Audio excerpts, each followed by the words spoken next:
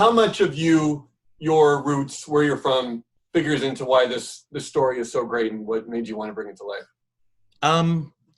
Well, it's definitely, it's about a boy in rural Oklahoma. I changed the dates a little bit from my childhood, but his primary story is in 1968. And so it's all the culture of that. It's certainly something I know. I based the fictional town of Dalton on the little town I grew up, Sand Springs. But where it divides is, young Theo, had a car accident when he was 6 years old that killed his mother, disfigured his father, and maimed his hands. And he learns when he's 12 years old from this outcast Native American that he has the capacity to heal through these hands. So, as you know, and so it's what that means and what that gift is and the burden of that gift and the Bible Belt church around that and their feeling of the devil's work, and this is countered with Theo as an adult who is a therapist, and through his work with this really broken woman, is able to sort of look back at the summer that haunts him and played such a huge part in his life. It's interesting, Adam, that this was written, I wrote this for 4 years, but one of the themes in this, and with the woman that's in therapy, is that she has a condition called haphophobia in which she cannot be touched. And so here we are in this COVID world, and there are themes in this book about touching through the hands, healing, about her not being able to be touched, about what that kind of intimacy is.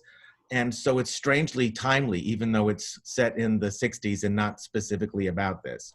It's completely timely. I was going to ask you about that. It feels very much a book for now in all the best ways, in the ways it should heal people that read it. That must be, as the author of this, it must be nice feeling knowing you're going to be able to heal and touch people with this story right now during this time we're going through. Wow, that's really kind of you. I think,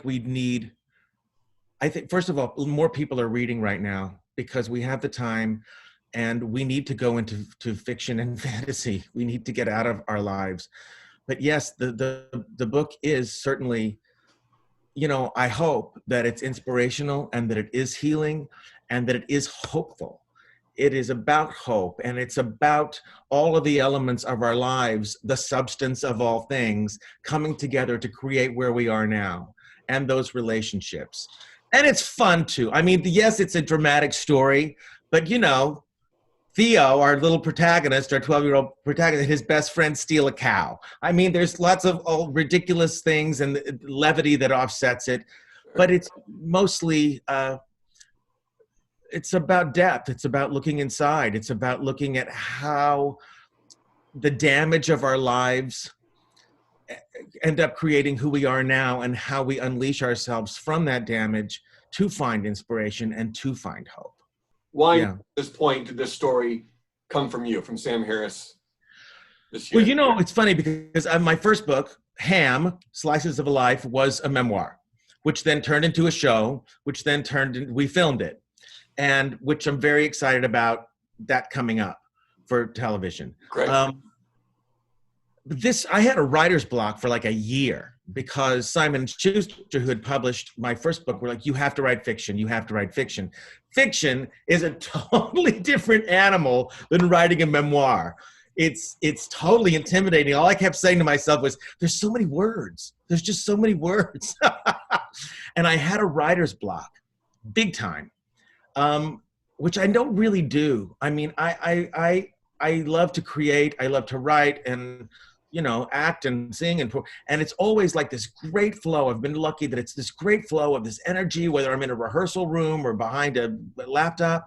And this time it wasn't happening. And I was having dinner with friends and he was saying, what's wrong with you? You never have this flow problem.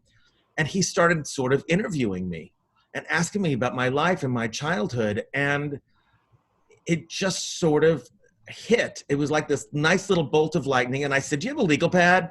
And the rest of the dinner party, I sat in a corner with a legal pad and started making notes. Wow. And this thing just emerged. I told you there were two, there's two parts of the story, young Theo and current Theo. Current Theo's story didn't happen till after the first one was written. And then another person I really trusted said, what happens to Theo? So once I start investigating that, but it's like, and I know other writers say this, but the characters really do take on a life of their own and tell you where they want to go. Mm-hmm. And I'm a research freak and I do outline to a degree, but sometimes I got in the flow of writing, much to my family's chagrin, when they were like, it's dinner time. And I said, what do you mean? It's, they were like, it's 9 o'clock, you missed dinner. And in reading it also, it reads in the best way possible as something that you could see as a film, you could see as a movie, you can see these things coming to life. And on a small scale, but also an epic scale at times, because it spans decades and generations. So It has all that. That must be exciting for you. You must have that feeling, and people must have told you that this could work as a film. Oh my God, Adam, everyone tells me this is a movie, this is a movie. So that's certainly something that that we want to happen. And for me, writing fiction for the first time, it's a different animal and I've worked in so many medium, but it's a different animal because a book is a slower burn. It's like if a movie comes out or a television show debuts or you open in a Broadway show, there's a thing about that opening moment, about that launch. And with books, it's very, very different because people have to order it and then they have to finish what they're reading and then maybe they'll take a little break and then they read it and it might take them 3 days or it might take them 3 weeks. And so it's a little bit slower. And you know me, I just want to go, go, go. Everybody read, everybody read. Sure. But I've been so fortunate because early on, it's been out such a short amount of time and it's been really beautifully embraced. And the critics, the reviews from all the major book publications have really embraced it as well. Thank you for watching. If you want more extra, hit the subscribe button and the bell so you'll never miss a video.